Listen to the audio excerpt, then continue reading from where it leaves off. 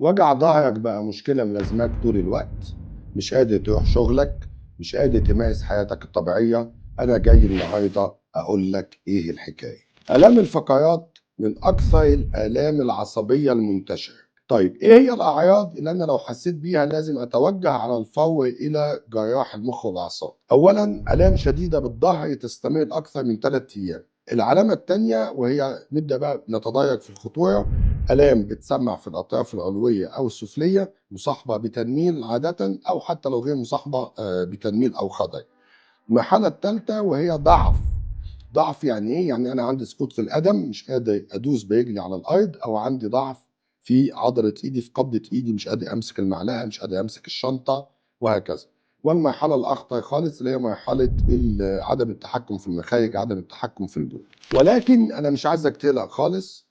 إحنا دلوقتي وسائل التشخيص بقت أكثر تقدما، وسائل العلاج بقت أكثر تقدما عن الكام سنة اللي فاتوا بكتير جدا.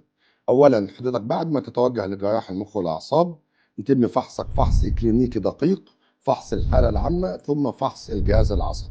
ونصيحتي ليك لو حسيت بأي عرض من الأعراض اللي تكلمنا عليها سابقا، التوجه فورا لجراح المخ والأعصاب والعمود الفقري بمستشفيات أندلسية.